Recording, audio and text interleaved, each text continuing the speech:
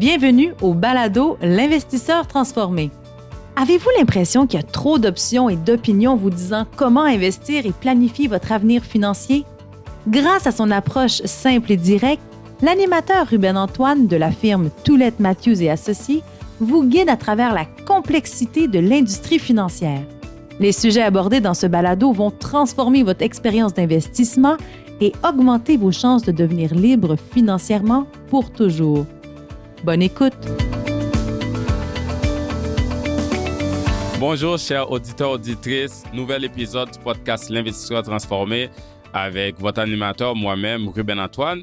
Mais je suis accompagné de nouveau de ma collègue Chloé. Chloé, comment tu vas? Ça va très bien, Ruben, et toi? Ça va bien? Tu passes un bel été? Oui, et toi? C'est un très bel été. On a fait un podcast, ça fait un petit bout maintenant, Chloé. Je pense que notre dernier podcast ensemble, c'était en avril sur le sujet de la fiscalité. Donc, je suis très heureux de te revoir avec moi aujourd'hui. Oui, c'est un plaisir d'être de retour sur le podcast. Et beaucoup de choses se sont passées depuis notre dernier épisode, donc on va en parler aujourd'hui. Oui, justement, Chloé, aujourd'hui, on fait la revue de la mi-année de 2025. Et comme tu dis, il s'est passé beaucoup de choses. On va en parler justement, il y a beaucoup d'enjeux qu'on va aborder sur les 6 premiers mois de l'année. Et on va aussi parler des rendements du marché. Pour commencer, je pense que le plus important, c'est l'élection aux États-Unis, le retour de Donald Trump. C'est un événement majeur tant sur le plan géopolitique que pour les marchés. Et c'était un choc pour le Canada et pour beaucoup de partenaires commerciaux des États-Unis. Sur le plan géopolitique, c'est aussi un choc pour l'OTAN, le G7, tout le monde en fait. Au Canada, on a aussi le nouveau gouvernement libéral et sur le plan géopolitique, c'est encore très turbulent. Il y a encore la guerre en Ukraine, le conflit Israël-Hamas et maintenant un nouveau conflit avec l'Iran. Oui, exactement, Chloé. Et du point de vue des investisseurs, avec tout ce que tu viens de dire, plusieurs diront « Wow, ça fait beaucoup de choses, beaucoup d'inquiétudes. C'est une période vraiment difficile. » Et on a aussi vu comment le marché a été turbulent. Hein. Il y avait beaucoup de volatilité, surtout autour de ce que Trump y appelait le jour de la libération. Donc, on parle du début avril, comme on le sait, où il a imposé des tarifs douaniers très élevés sur toute la planète. Donc, avec ça, les autres pays ont fait des représailles. Donc, ça a été intense pendant ce moment-là, mais les 4 ou 5 jours qui ont suivi cette baisse marquée du début avril, qui en fait a commencé depuis la mi-février, mais à partir d'avril, les marchés avaient chuté de 10 à 18 %, là, dépendant de quelle région du monde qu'on regardait. Oui. Donc, c'était quand même un choc, c'était beaucoup de volatilité. Mais ce qui était étonnant, c'est qu'ensuite, on a assisté à une reprise vraiment rapide quand l'administration américaine a commencé à faire marche arrière sur certaines de leurs positions par rapport aux tarifs douaniers. Exact. Avant qu'on parle de la reprise, parlons de la chute. Comme j'ai dit, ça a chuté beaucoup entre la mi-février et le mois d'avril, le début avril. Donc, Chloé, est-ce que tu peux nous dire à peu près ça a été quoi l'ampleur de cette baisse-là? Oui, bonne question. Le Canada a chuté de 12 %. Les États-Unis, mesurés par le S&P 500, ont perdu 18 %. Les marchés développés, mesurés par MSCI, principalement l'Europe, ont chuté de 14 % et les marchés émergents ont perdu environ 15 %. OK, mais j'aimerais attirer l'attention par rapport à toutes les baisses que tu viens de mentionner sur celle des États-Unis.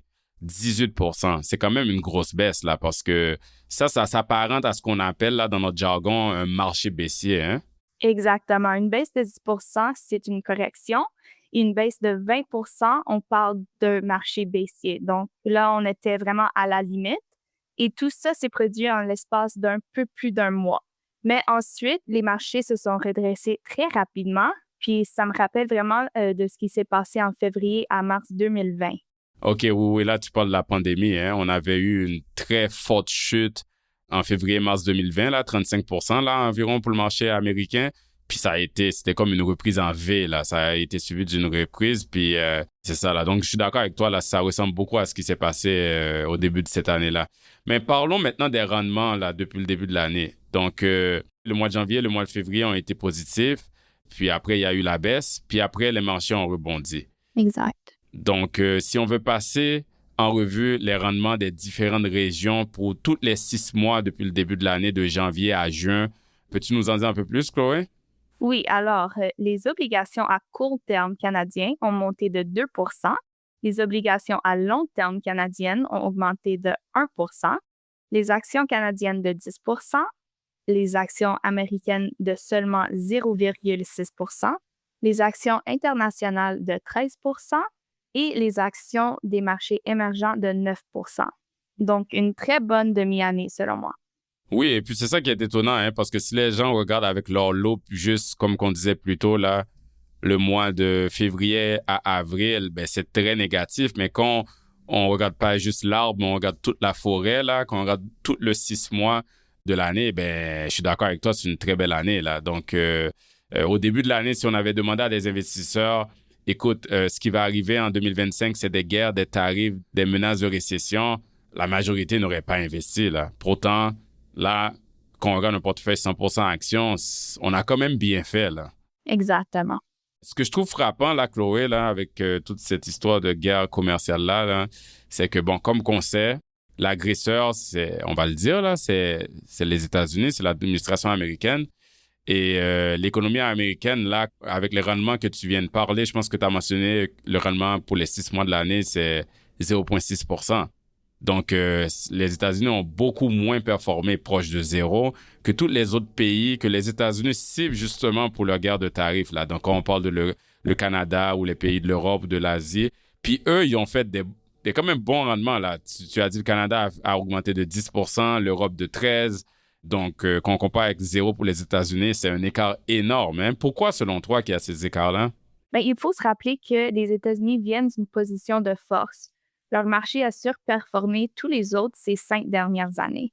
Leur productivité écrase celle du Canada et de l'Europe, donc dans un sens, c'est logique qu'ils sous-performent. Ouais, je comprends ce que tu veux dire parce que les choses vont en cycle, hein. Si les États-Unis ont bien fait pendant une période, la période suivante, il y a des chances qu'ils fassent moins bien. Puis c'est ça aussi, c'est pour ça qu'on doit avoir un portefeuille diversifié. Et c'est vrai aussi qu'au cours des 10 dernières années, le Canada ne donnait pas toujours l'impression que c'était l'endroit propice où investir, hein, parce qu'on le sait, notre marché canadien, on aime tout protéger, donc il y a trop de réglementation. Des fois, il y a moins de motivation pour des entrepreneurs à développer les ressources naturelles à cause de ces réglementations-là, justement. Puis on le sait qu'on a un gros problème de productivité, là. On est en arrière des États-Unis, en arrière de plusieurs autres pays développés. Donc, c'est normal. Maintenant, tout d'un coup, on dirait que le pays se retourne complètement, hein. Le Canada, on voit qu'on a d'autres priorités. On veut améliorer la productivité, faire du commerce avec les autres provinces, diversifier notre économie. Ouais. Donc, je pense que les investisseurs, ils le remarquent. Et puis, on voit ça en Europe aussi, là. Puis, sûrement que ça attire les gens à réavoir confiance et investir au Canada et en Europe, justement. Oui, enfin, en Europe, le moteur principal du marché ces derniers temps, c'est surtout les dépenses militaires. Depuis l'arrivée de Donald Trump au pouvoir, je pense que ça a été un signal d'alarme pour l'OTAN et les alliés occidentaux parce que l'équilibre changeait et Trump disait, en gros, c'est à vous d'investir dans votre défense, on ne viendra plus vous aider. Ouais. Et il y a eu une grosse mobilisation, surtout menée par le Royaume-Uni, pour rassembler les pays, créer des entreprises militaires européennes et y investir. Ça a eu un impact important en Europe et même Carney a annoncé vouloir atteindre les objectifs de l'OTAN, ce qui est énorme parce que le Canada a toujours été en dessous de ses cibles. Oui, c'est vrai. Puis je pense aussi que je suis d'accord avec toi, Chloé, que Trump il fait des menaces, mais je pense en Europe aussi, avec tout ce qui se passe avec la Russie et l'Ukraine, les Européens, si les États-Unis ne vont pas venir leur aider, il y a là, ces craintes-là aussi qui les motivent à investir dans leurs militaires. Et nous, au Canada aussi, si les États-Unis disent qu'ils vont plus nous couvrir, ben, on parle encore de la Russie, là, on a tout le nord, là, tout le côté de l'Arctique, là, il peut y avoir des problèmes. Donc, on doit s'armer, malheureusement, ou bien heureusement. En tout cas, ça dépend des opinions. Absolument. Mais quand on parle des dépenses, comme tu mentionnes, là, toutes ces dépenses qui vont augmenter, Chloé, les dépenses des gouvernements, par rapport aux militaires ou autres. Dès qu'on parle de dépenses gouvernement, on pense à leurs dettes. Les dettes vont augmenter. Et dès qu'on pense à la dette gouvernementale, ça va faire augmenter le déficit. Puis justement, aux États-Unis, il y a eu le fameux Big Beautiful Bill qui a passé. Puis on le sait que ça, en tout cas, selon les gens qui regardent ça, ils disent que ça va faire exploser en fait la dette américaine parce que ça va ajouter près de 3,4 trillions à la dette américaine. Donc ça peut inquiéter des gens, hein. On a justement un de nos clients retraités qui t'avait contacté, Chloé, par courriel parce qu'il était inquiet par rapport à son portefeuille d'obligations, là, parce que dans les obligations, on détient des obligations gouvernementales aussi. Puis, il était vraiment inquiet par rapport à ça. Il avait lu un article. Qu'est-ce que tu avais répondu à ce client-là, Chloé? Bien, des articles sur la montée de la dette souveraine et les baisses de notation de crédit apparaissent de plus en plus dans les médias, et notamment à raison de la récente baisse de notes de crédit des États-Unis. Et ça peut inquiéter certains investisseurs qui craignent un impact négatif sur les rendements de leur portefeuille. Et nous avons déjà vu un crainte similaire, notamment durant la crise de la dette souveraine dans la zone euro entre 2010 et 2012. Et à l'époque, les États-Unis avaient également subi une baisse de cote de crédit, mais l'histoire démontre que des niveaux élevés de dette ne mènent pas nécessairement à une mauvaise performance des marchés boursiers. Plusieurs pays ont maintenu une dette élevée pendant de longues périodes tout en affichant des rendements solides à long terme sur les actions. Ouais, c'est vrai, Chloé. Souvent, les gens, ils font le lien. Si un pays a beaucoup de dettes, peut-être la bourse va moins bien performer. Mais en fait, l'Italie et la Belgique, par exemple, ont déjà, par le passé, tous les deux dépassé le niveau de 100%. Quand on regarde le ratio de dette du PIB, là, ils ont dépassé 100%. Puis ça, pendant plus de 30 des 48 dernières années. Et pendant la même période, le marché boursier ont généré des rendements moyens annuels de 11% et de 12% respectivement. Mais Chloé, c'est sûr que les inquiétudes actuelles concernent principalement, parce que là, je mentionnais l'Italie et la Belgique, là, ça concerne principalement la dette américaine. Et aussi, je pense que l'article que le client nous a partagé, il y avait aussi les dettes gouvernementales du Japon. Puis là, on parle bien des obligations gouvernementales à long terme, hein, parce que souvent, c'est des échéances de 20 à 30 ans. Donc, si je reviens à ce client-là, c'est quoi tu l'avais répondu exactement quand tu avais retourné son courriel? OK, bien, adressons le Japon tout de suite. Le Japon dépasse les 200% depuis 2010. 200%, tu fais référence encore au ratio de dette du PIB, hein? Exact. OK. Et son marché a enregistré une performance moyenne d'environ 6% par an sur cette période. Donc, on ne peut pas prédire l'avenir ni l'impact exact de la dette souveraine sur les marchés boursiers, mais l'histoire nous montre qu'une dette élevée n'égale pas nécessairement un rendement négatif de la bourse. Mais pour répondre à ta question, j'ai donc expliqué aux clients que dans notre construction de portefeuille, nous faisons une diversification sectorielle. Donc, l'exposition obligataire du client ne se limite pas aux obligations gouvernementales. En fait, 52% de l'allocation est investie en obligations corporatives et nous varions aussi le risque lié à l'échéance. Donc, environ 67% des portefeuilles obligataires est investi dans des titres à court terme de moins de 5 ans, ce qui le rend plus résilient face à la hausse et aux fluctuations des taux d'intérêt. C'est un super point, Chloé. Puis je me souviens quand j'ai vu ton courriel, c'est ça, hein, des fois, les clients, ils lisent un article, ils voient, mettons, dette gouvernementale des États-Unis de 30 ans. Tout ça, ça va tomber, là, ça va s'écrouler. Puis là, tout d'un coup, les clients, ils pensent que c'est ça qu'ils ont dans leur portefeuille. Donc, j'aime vraiment ton point de non seulement adresser aux clients qu'on n'a pas juste des dettes gouvernementales et ils sont pas de 30 ans, là. Donc, c'est vraiment important. Mais aussi, en plus de ce que tu as mentionné, dans la gestion de risque, la construction de portefeuille inclut aussi le fait que on gère le risque de défaut. Donc, on va construire un portefeuille obligataire pour nos clients qui vont être principalement avoir des titres de revenus fixes de qualité. Donc, déjà là, le risque de défaut est relativement faible. Et tu as mentionné plus tôt, là, on parlait des obligations américaines et japonaises. Puis c'est justement à ça qu'il faisait mention dans l'article en question que le client a lu.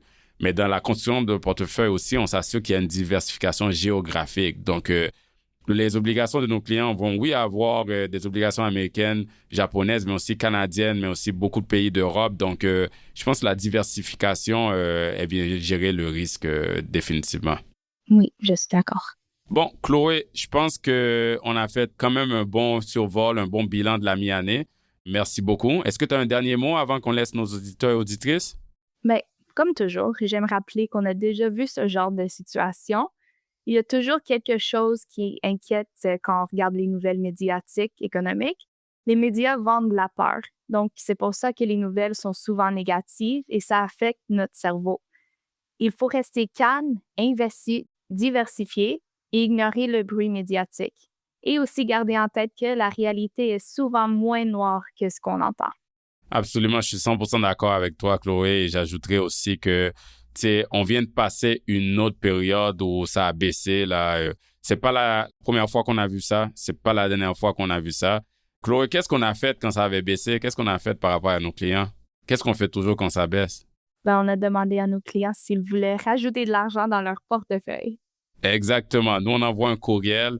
Quand les gens paniquent et veulent vendre, nous, on envoie un courriel à nos clients. On leur dit, si vous avez de l'argent, de la liquidité excédentaire que vous n'en avez pas besoin, c'est le temps d'investir. On était en avril, puis on ne peut pas prédire l'avenir. On ne sait pas si ça va se remettre à augmenter, mais on sait que quand ça baisse, ça veut dire qu'on a des aubaines. Ça veut dire que des bonnes compagnies se vendent à bas prix. Et qu'est-ce que ces clients-là ont fait, Chloé? Ils ont investi. Il y en a beaucoup qui ont envoyé de l'argent. Il y en a qui ont même dit « Oh, j'aurais aimé avoir de l'argent qui traîne. Est-ce que j'ai le temps d'aller voir si je peux trouver des liquidités ailleurs? » Mais ça s'est fait tellement vite. Mais en gros, c'est ça le but, c'est que quand ça baisse, c'est au moins de ne pas paniquer et de rien faire. Mais si on doit faire quelque chose, c'est d'investir plus. Puis après, c'est d'être patient parce que la patience, elle paye. Puis il faut juste garder son plan d'investissement à long terme et le respecter.